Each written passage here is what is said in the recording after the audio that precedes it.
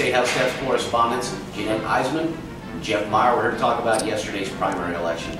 Jeanette, let's first take a look at what's happening with Diane Gooch and Anna Little. Anna Little's a Tea Party approved candidate. She's 63 votes ahead of Gooch, despite being outspent by roughly $400,000. This one's still hanging in the balance. What do you see in this race, and what does this race mean to you? What does it mean to the public? Well, either way, no matter who wins this race, it was a great race. It was a great campaign.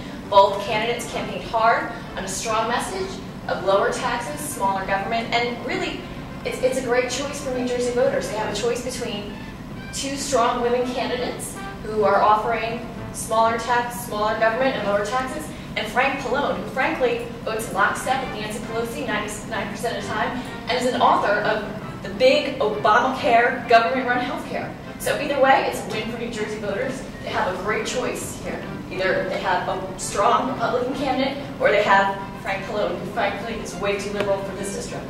Jeff, thoughts on that? Certainly Democrats would disagree with that point, Kevin. I mean, listen, we've seen Anna Little, who's done a very good job of capturing the Tea Party, conservative, Americans for Prosperity vote versus the institutional candidate, which is Diane Gooch, who spent a significant amount of her own money. She's a multi-millionaire, runs a newspaper, runs a small business. She had every resource available to get her message out. She failed. But I think that this race is an indicator of the mood of the electorate in New Jersey. There's a lot of unhappy people with the institutional players, and I think this race is going to be an indicator of that. But I think Anna Little's got some big challenges ahead of her against Frank Pallone. He's got $4 million in the bank. He's in leadership in the House. He's the chairman of a subcommittee. He has got a very strong record on the environment. And remember, this is a waterfront district. I think it's key to point out at this moment, as far as the statement is concerned, Diane Gooch didn't fail yet. She's not giving up. One district, special report, 63 votes. Jeff, let's talk about how things are working for John Adler. Cruised, obviously, in his primary.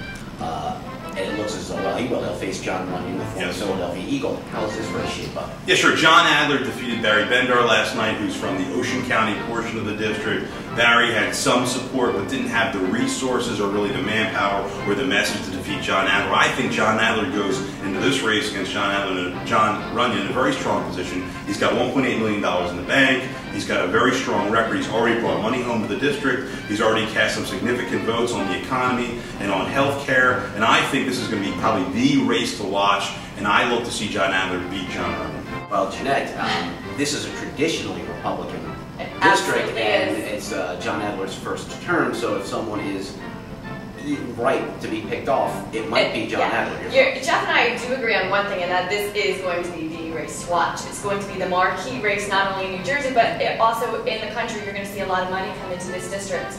You know, John Adler is trying to do this extreme, moderate makeover here, but if you look at his record, he has a record of raising taxes over 100 times when he was in Trenton. He doubled spending, he tripled debt. And now in Congress, he also has a record of voting with Nancy Pelosi 90% of the time. So don't believe this moderate label that he's trying to remake. Oh, I voted against the health care bill. Oh, but wait, I don't really want to repeal it. So he's trying to walk this fine, wishy-washy line here. But when it comes down to it, you know, voters in this district have voted for Republicans for over 100 years before John Adler got in there and this Obama kind of washed and flew. But now, you know, the tide is changing. 2010 is going to be a great year for Republicans. We saw that in some of the races that are shaping up across the country in Massachusetts and in Hawaii, that, you know, the tide is changing. People are sick and tired of President Obama and his failed socialist policies of big government, of government-run health care, and his total lack of leadership in this Gulf oil spill. So I think 2010 is going to be a great year for Republicans, and this 3rd District congressional campaign is a race to watch. Well, let's follow up with another Republican who also happens to be another freshman, Leonard Lance. Beat Tim Larson, the Tea Party candidate.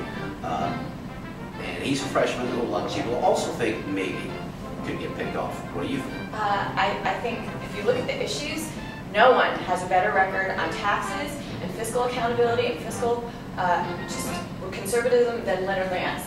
When you look at what he did in Trenton, he took Governor McGreevey to court for his unconstitutional barring, and he won.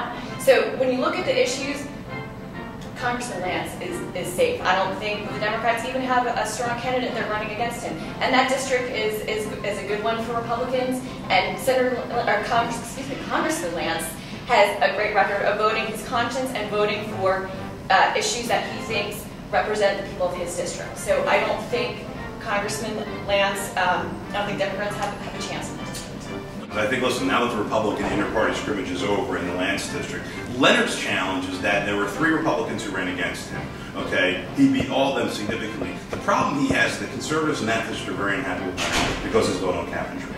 So he has a challenge. He has to unify this party and get everybody under the same tent for this election. Now, do I think that Democrats, that we have a chance to unseat Leonard Lance? In this environment, I would say no. I would say we're going to put up a very good fight against Leonard Lance. I don't think it's realistic that we can win. But I think that the congressman's challenge is to unify this party and bring everybody into the tent, from the Americans for Prosperity, the conservatives, and the Tea Party, so that the Republican Party is unified in that district. All right, Jeff, Jeanette, thank you very much. As we still wait, we'll have more for you as we find out how things work out with Diane Gooch and Anna Little. And for Statehouse Steps, Jeanette Eisenman, Jeff Meyer, I'm Kevin McArdle.